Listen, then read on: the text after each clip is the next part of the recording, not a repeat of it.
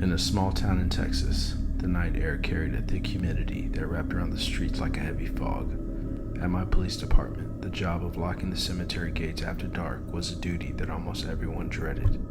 The cemetery was out of the way, surrounded by dense woods, lacking even the faintest hint of light. Residents whispered about its eerie atmosphere, and officers shared uneasy glances when it was their turn to attend to the gates. It was a humid summer night when it was my turn to lock the gates. The clock struck 8 p.m., and I made my way to the cemetery as a familiar knot tightened in my stomach. I parked my patrol car about 15 feet from the first of 3 gates, careful to avoid a small ditch that claimed a few unsuspecting tires in the past. The darkness encroached on me, and the silence was almost deafening. Before stepping out, I activated my alley lights, illuminating the path to the gate. I swept my spotlight across the cemetery, carefully scanning for any sign of lingering visitors. The beam danced over aged tombstones, casting long shadows that seemed to stretch on endlessly into the night. Satisfied that there was no one left, I stepped out into the thick warm air. As I approached the first gate, I noticed I had left my spotlight on. The beam was cutting through the darkness like a knife.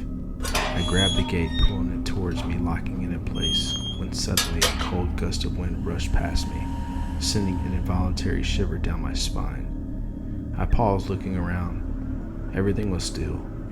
No rustling leaves, no whispering grass, just a heavy silence that pressed on me. "Get a grip," I muttered to myself, shaking off the unease.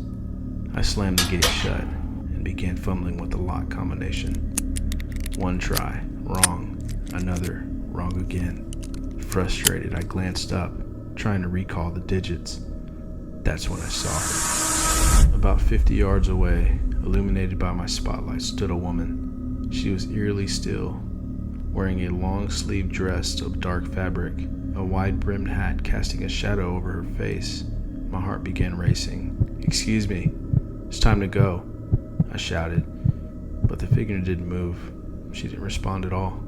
"Ma'am, are you okay?" I called again, my voice echoing in the stillness, but the woman remained silent, a haunting figure against the backdrop of the cemetery. An uneasy feeling settled in my gut. I quickly reached for the radio. "Dispatch, there's a woman in the cemetery.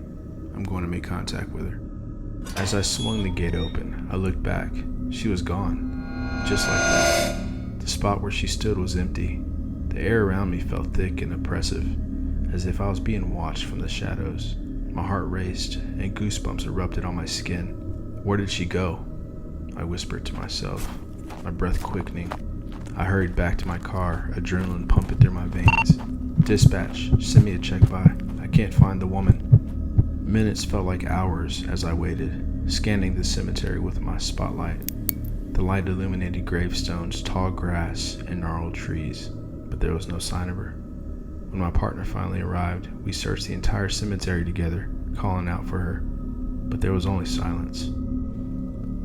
"Well, maybe she left before I got here," my partner suggested, though I can feel the doubt in his voice. We secured the gates and drove away. The chilling image of the woman lingered in my mind. 5 years had passed since that night, but the memory haunts me.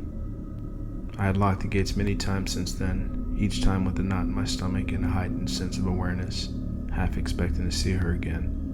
Whenever I passed the cemetery, I felt a weight of darkness pressing in, the feeling that something's still out there lurking, just beyond the reach of light.